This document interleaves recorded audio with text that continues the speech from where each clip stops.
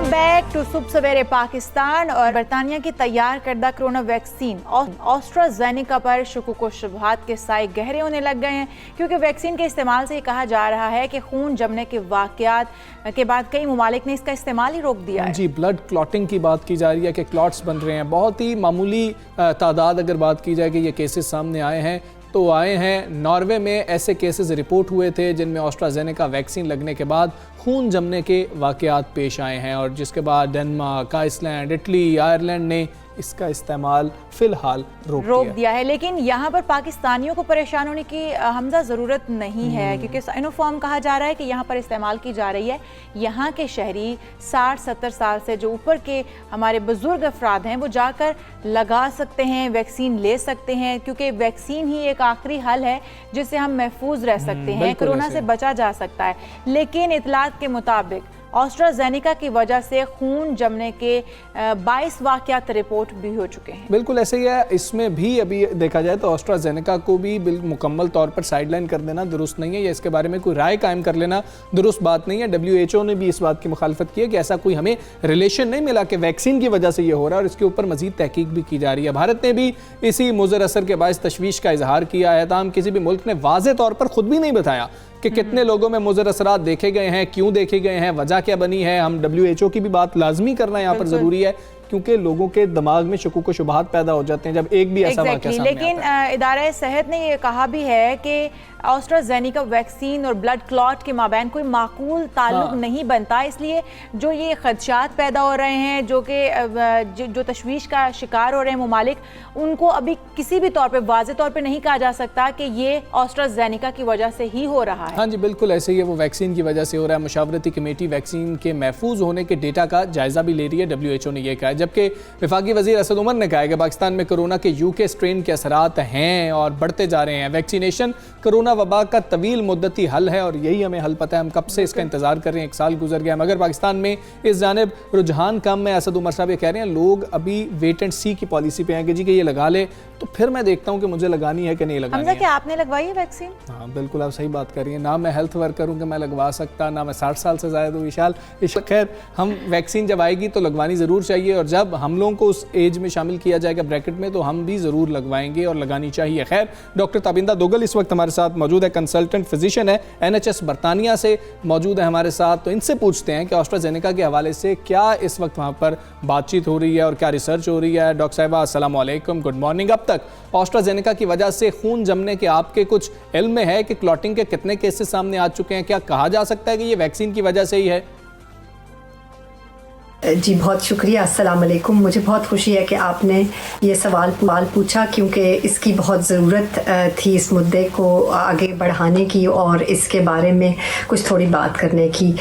तो मैं थोड़ी सी बात तफसील से करना चाहूँगी कि इंसान की फितरत है कि वो जहाँ कवायफ मौजूद होते हैं उनमें वो तरतीब तलाश करता है, यानी कि हम लोगों को बचपन से ये ट्रेनिंग दी जाती है कि डेटा में पैटर्न्स तलाश करें।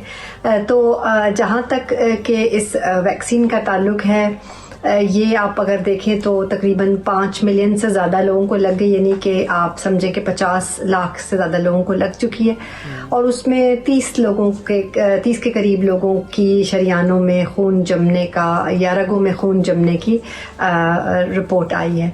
तो मैं अगर थोड़ी तफसील आपको बताऊं कि जिस्म में 2 तरह के ब्लड वेसल्स होती हैं, एक शरियाने हैं और एक रगें हैं।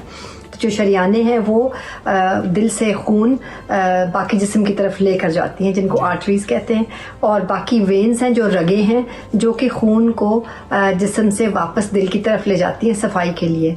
तो रगों में खून का जो दौरा होता है वो थोड़ा सा सुस्त होता है, और उस सुस्त रवि की वजह से कई बार खून जम जाता है। तो साल में तकरीबन आप समझें कि 1000 में से 1 जो लोग हैं उनके अंदर ये इस बात का रिस्क पाया जाता है। अच्छा।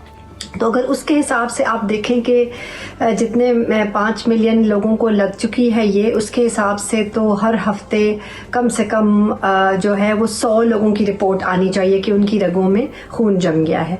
तो जब ये रगों में जम जाता है तो क्योंकि इसका दौरा दिल की तरफ होता है तो ये जाकर फेफड़ों में कई बार जम जाता है, जिसको कि आप कहते हैं लंग क्लॉट्स, जिसकी वजह से आप जानते हैं कि कुछ चंद लोग अस्पताल गए, 3 लोग अस्पताल गए हैं स्कैंडिनेविया में, नॉर्वे में, और एक की जो है वो मौत मौत भी बड़े अफसोस की बात है कि वाक़ई हो गई है। तो कई बार ये जानलेवा भी हो जाता है, मगर आप अगर ये देखें कि हम इसका रिलेशनशिप जो है, हम इस का ताल्लुक वैक्सीन के साथ बनाने की कोशिश क्यों कर रहे हैं। हम इस तरह को देखें कि जिस तरह हम कहते हैं कि जी आज मैंने गाड़ी धोई थी और आज ही बारिश हो गई कीचड़, जब मैं गाड़ी धोती हूँ या गाड़ी धोता हूँ तो बारिश हो जाती है, कीचड़ आ जाता है। तो हालांकि ना गाड़ी धोने का ताल्लुक है बारिश आने से, कीचड़ होने से, सिर्फ हमने एक ताल्लुक बना लेते हैं बात का बात के साथ। क्या पाकिस्तान को एस्ट्राजेनेका का इस्तेमाल करना चाहिए या नहीं? क्या पाकिस्तान के साइंसी तहकीकाती इदारे अपने तौर पर वैक्सीन के मनफी असरात का जायजा लेने की सलाहियत रखते हैं या नहीं? आप क्या समझती हैं? अच्छा, ये भी एक दिलचस्प सवाल आपने पूछा मुझसे कि अगर इस सूरत हाल में जब बहुत से मुल्क जो है, यूरोपियन मुल्क जो हैं, वो इसका इस्तेमाल रोक रहे हैं, तो क्या पाकिस्तान को भी इसका इस्तेमाल रोक देना चाहिए एस्ट्राजेनेका की वैक्सीन का? तो ये एक ऐसी बात है कि जैसे आप समझ लें कि कुछ पॉलिटिकल इसमें प्रॉब्लम्स हैं, और मेरा ख्याल ये है कि लोगों को थोड़ा सा सियासत छोड़ कर के लोगों की फलाह की तरफ देखना चाहिए। जो ममालिक हैं जिन्होंने छोड़ दिया इसका इस्तेमाल इस वजह से कि ये यूके में बनी है, उनको अगर ये देखें तो ये इफ़ेक्टिव है और कॉस्ट इफ़ेक्टिव भी है, इफ़ेक्टिव भी है, और बहुत से जो नए स्ट्रेन्स आए हैं उनके ख़िलाफ़ भी ये काम कर रही है। तो लिहाजा मेरा ख्याल है कि पाकिस्तान में आएगी जब, तो इसका इस्तेमाल करना चाहिए, क्योंकि जिस तरह बरतानिया में इसका इस्तेमाल हो रहा है इसी तरह होना चाहिए इस्तेमाल भी। और अगर ममालिक जो हैं, कुछ चंद ममालिक ने रोका है इसको, तो वो अगर लोगों की तसल्ली के लिए या अपने साइंसदानों की तसल्ली करने के लिए कि वो ज़रा थोड़ा सा जो है वो कवायफ जो इकट्ठे हुए हैं उनको दोबारा छानबीन करके देख लें, तसल्ली कर लें, उसमें कोई हर्ज नहीं है। मगर उसके साथ साथ ये नुकसान भी होगा जो हमने देखा कि जब वैक्सीन लगना शुरू हुई तो लोगों में इस बीमारी की रोकथाम हो गई, तो जाहिर है वो तो रुक जाएगी। जब वैक्सीनेशन का जो अमल है वो रुकेगा तो वो भी रुक जाएगी। तो लिहाजा हालांकि इसका देखना ज़रूरी है, मगर उसके साथ साथ ये भी ज़रूरी है कि लोगों को वैक्सीनेशन, यानी कि लोगों को कोई हिफाजती जो वैक्सीन लगनी थी वो लगती रहे, उसका अमल जारी रहे, जबकि साइंसदान अपना काम रहें। तो अमल को रोकना मेरा ख्याल है कि थोड़ा सा कबल वक्त। डॉक्टर साहिबा, ये हमें बताएं कि वैक्सीन के हवाले से ऐसी खबरें सामने आ जाना जो अब आ रही हैं, किस कदर नुकसानदेह साबित हो सकता है? क्योंकि हम देख रहे हैं कि पूरी दुनिया के अंदर ये मसला है, लोग वैक्सीन लगवाने के लिए तैयार नहीं हो रहे। पाकिस्तान में देखा जाए तो ये मसला बहुत ज़्यादा है। जब ऐसी अफवाहें आएंगी तो फिर तो कोई अच्छा असर नहीं पड़ेगा।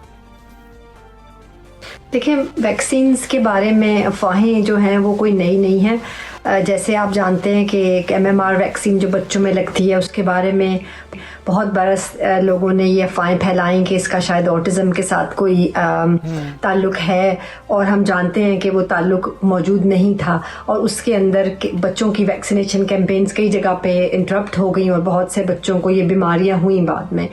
तो लिहाजा इन चीज़ों को थोड़ा संजीदगी से लेना चाहिए। जो लोग अफवाहें फैलाते हैं वो यहाँ पर मगरिब में भी मौजूद हैं। आप जानते हैं कि बहुत से लोग जो हैं वो एंटी वैक्सर्स की पूरी लॉबी है एक, जो लोग इनके बारे में बहुत सी बातें करते हैं कि नई वैक्सीन्स हैं और शायद अभी इनका मालूम नहीं है कि क्या असर होगा।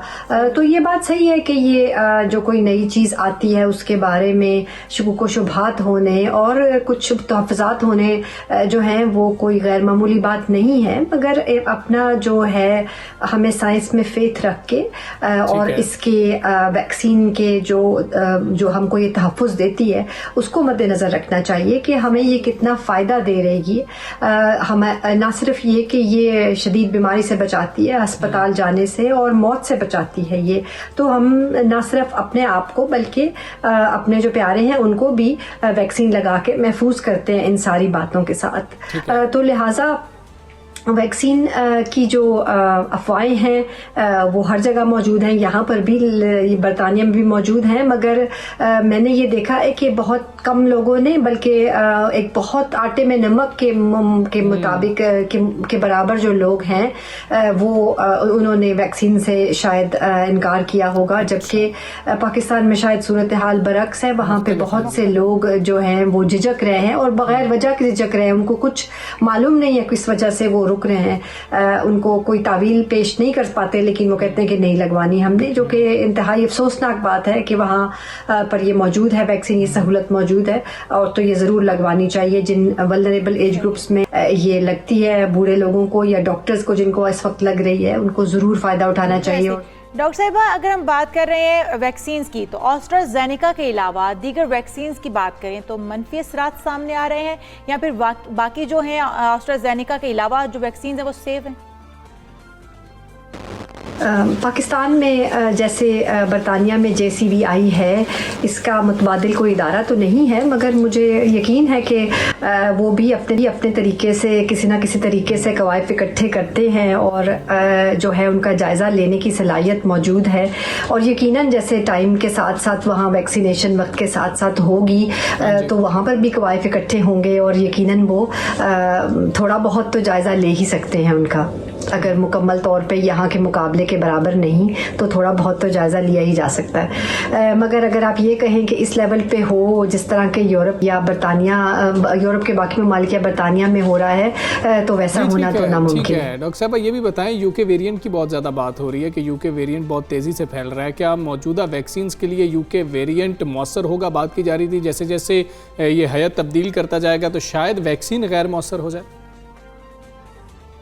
जहाँ तक वेरिएंट्स का सवाल है, तो आपको मालूम है कि वेरिएंट्स जो हैं वो बहुत से वेरिएंट्स आ रहे हैं, जैसे कि यूके का B117 था, उसके बाद साउथ अफ्रीकन वेरिएंट आया, और अब सबसे जो जदीद अभी वेरिएंट आया है वो न्यूयॉर्क वेरिएंट है। तो जैसे जैसे ये वेरिएंट्स बदल रहे हैं, यकीनन वैक्सीन्स को भी बदलना होगा और उसके ऊपर काम जारी है। मगर फ़िलहाल जो यूके वेरिएंट है B117, उसके ख़िलाफ़ एस्ट्राजेनेका की जो वैक्सीन है वो कारआमद है, और ये बड़ा खुशकुन बात है कि वो कारआमद है। जैसे जैसे मज़ीद वेरिएंट्स आएंगे, उनके ख़िलाफ़ जो है वैक्सीन्स का बूस्टर लगाना होगा या वैक्सीन में मामूली तब्दीली करके लोगों को लगानी पड़ेगी।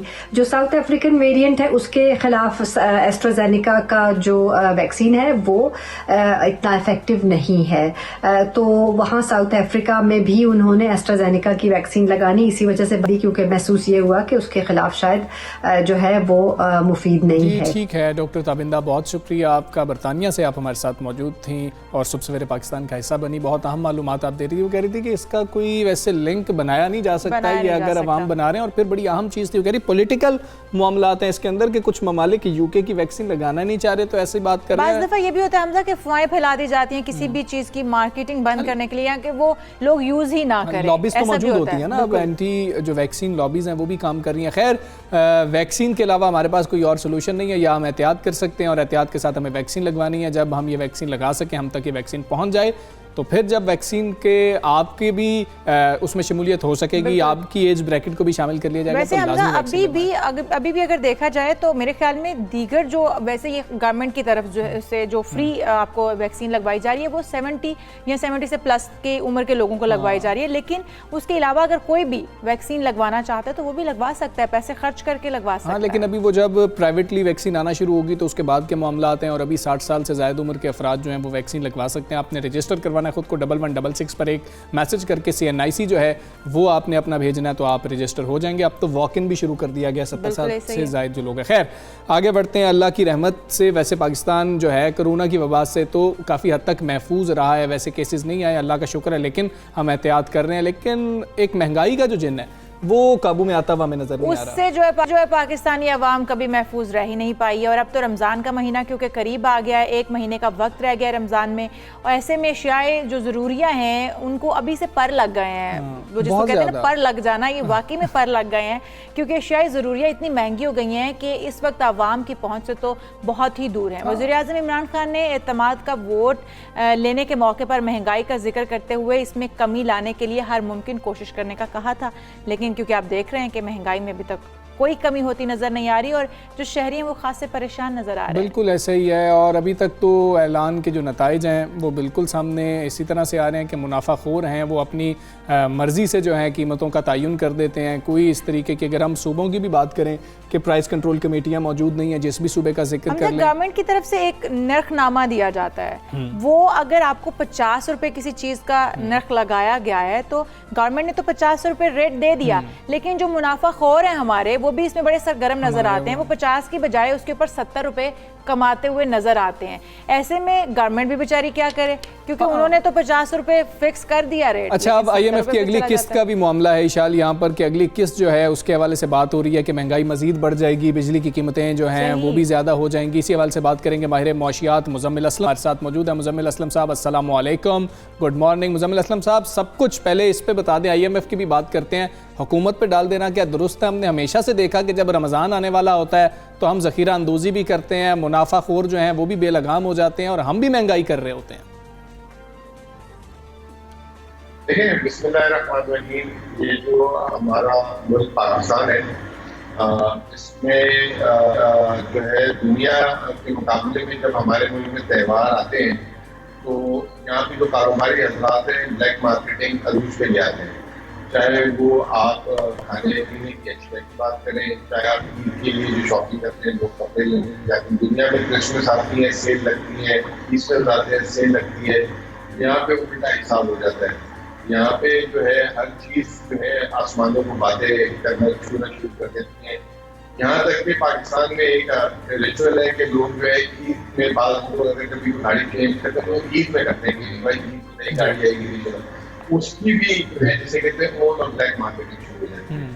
तो ये इसकी हुकूमत जो रमजान स्पेसिफिक महंगाई की बात करता है और ईद स्पेसिफिक, इसमें किसी हुकूमत में नहीं, इसमें ये हमारे माशरे की जिसे कहते हैं कि अक्कासी है। और ये आज से नहीं, जब से मैं वो संभाला है कम से कम 25-30 साल से तो मैं देखूँ और ये हमेशा होता रहा है।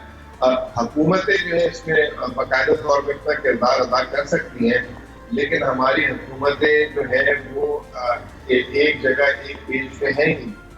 ये देखिए 3 सतहें होती है हुकूमत की, एक सतह होती है मकामी हुकूमत, एक सूबाई हुकूमत और एक वफाकी। तो महंगाई का ताल्लुक, तो महंगाई को जो प्राइस कंट्रोल चेकलिस्ट वगैरह होती है वो मकामी हुकूमत का काम होता है। अभी आप देखें पंजाब में मकामी हुकूमत ही नहीं है, सिंध वाले पंचायती इंतखाबात करा के गैरपाल कर दिए। ये 2 मुल्क की जो है आबादी के 75% बनते हैं, तो कोई ऐसी ग्राउंड पे है ही नहीं। फिर आती है सूबाई हुकूमत। सूबाई हुकूमतों का काम होता है पैदावार पे काम करें, पैदावार पे काम करना वफाकी हुकूमत का काम करना सूबाई हुकूमतों का होता है। खास तौर पर 18वीं के बाद इन्होंने अपने अंडर ले ली। सूबाई हुकूमतें आपको कहीं नजर नहीं आएगी, क्योंकि हमारे जो टीवी हैं, जितने भी आप लोग नशरियात करते हैं, वो इस्लामाबाद से रिलेटेड बातें, क्योंकि वो बिकती भी ज्यादा है, तो कभी मैंने नहीं सुना कि जो है अगर फसल खराब आ रही हो तो किसी ने बिल्कुल ठीक है, बिल्कुल ठीक है। सूबाई हुकूमतें भी उस तरह से फ़ाल हमें नज़र नहीं आ रही हैं, इस सवाल से प्लानिंग नहीं की जा रही है। मुज़म्मिल असलम साहब, IMF की अगली किस्त मिल रही है, हुकूमत को तो खुश होना चाहिए, क्या आवाम को भी इस बारे में खुश होना चाहिए? और आप क्या असरात देख रहे हैं इस किस्त के बाद कि क्या क्या चीज़ें महंगी हो जाएंगी, बिजली के नर्ख तो मज़ीद बढ़ जाएंगे?